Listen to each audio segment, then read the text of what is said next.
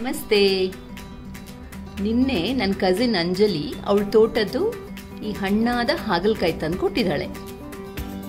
ನನ್ನ ತಾಯಿ ಇದೊಂದು ಒಳ್ಳೆ ರುಚಿಯಾದ ಗೊಜ್ಜು ಹೇಗೆ ಮಾಡೋದು ಅಂತ ಹೇಳ್ಕೊಟ್ಟಿದ್ದಾರೆ. ಅದನ್ನು ನಾನು ನಿಮಗೆ ಈಗ ತೋರಿಸ್ತೇನೆ. ಇದಕ್ಕೆ ತುಂಬ ಹಣ್ಣಾಗಿರೋ ಹಾಗಲಕಾಯಿ ಬೇಕು.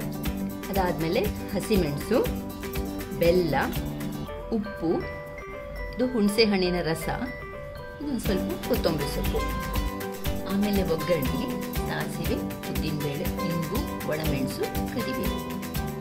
ಈ ಹಾಗಲಕಾಯಿನ ಬೀಜ ತೆಗೆದು ಈ ಥರ ಸಣ್ಣದಾಗಿ ಹಚ್ಚಿಟ್ಕೊಂಡಿದ್ದೇನೆ. ಇದನ್ನು ಒಂದು ಪಾತ್ರೆಗೆ ಹಾಕೋಣ. ನಾನು 3 ಹಾಗಲಕಾಯಿ ತಗೊಂಡಿದ್ದೇನೆ. ಅದಾದಮೇಲೆ ರುಚಿಗೆ ತಕ್ಕಷ್ಟು ಉಪ್ಪು, ಬೆಲ್ಲ,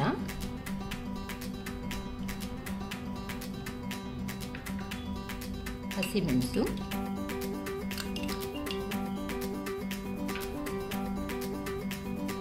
ಆಮೇಲೆ ಹುಣಸೆ ಹಣ್ಣಿನ ರಸ. ಇದರ ಕಹಿನ ಬ್ಯಾಲೆನ್ಸ್ ಮಾಡಲಿಕ್ಕೆ ಸ್ವಲ್ಪ ಉಪ್ಪು, ಹುಳಿ, ಖಾರ ಎಲ್ಲ ಸ್ವಲ್ಪ ಜಾಸ್ತಿನೇ ಹಾಕಬೇಕಾಗತ್ತೆ. ಇದನ್ನು ಚೆನ್ನಾಗಿ ಒತ್ತಿ ಒತ್ತಿ ಹಿಚ್ಕಿ ಮಿಕ್ಸ್ ಮಾಡ್ಕೊಳ್ಬೋದು. ನೀವು ಕೈಯಲ್ಲೂ ಹಿಚ್ಕಿದ್ರೂ ಆಗ್ಬೋದು, ಅಥವಾ ಹೀಗೆ ಒಂದು ಯಾವುದಾದ್ರೂ ಸ್ಪೂನಲ್ಲಿ ಚೆನ್ನಾಗಿ ಒತ್ತಿ ಮಿಕ್ಸ್ ಮಾಡಿಕೊಂಡು ಒಂದು 5 ನಿಮಿಷ ಹೀಗೆ ಬಿಡಬೇಕು. ಮೊದಲಿಗೆ ಒಂದು ಬಾಣಲೆಯಲ್ಲಿ ಸ್ವಲ್ಪ ಎಣ್ಣೆ ತಗೋತಾ ಇದ್ದೇನೆ. ಆಮೇಲೆ ಸಾಸಿವೆ, ಉದ್ದಿನಬೇಳೆ, ಒಣಮೆಣಸು, ಇಂಗು, ಕರಿಬೇವು. ಸಾಸಿವೆ ಸಿಡಿದ ಮೇಲೆ ಈ ಹಾಗಲಕಾಯಿ ಮಿಕ್ಸ್ಚರನ್ನು ಸೇರಿಸಬೇಕು. ಈಗ 1-2 ಕುದಿ ಬಂದರೆ ಸಾಕು. ಹಣ್ಣಾಗಿರೋದ್ರಿಂದ ಮೆತ್ತಗಿರುತ್ತೆ, ಬೇಗ ಬೆಂದ್ಬಿಡುತ್ತೆ. 1-2 ಕುದಿ ಬಂದ ಮೇಲೆ ಆರಿಸ್ಬೇಕು.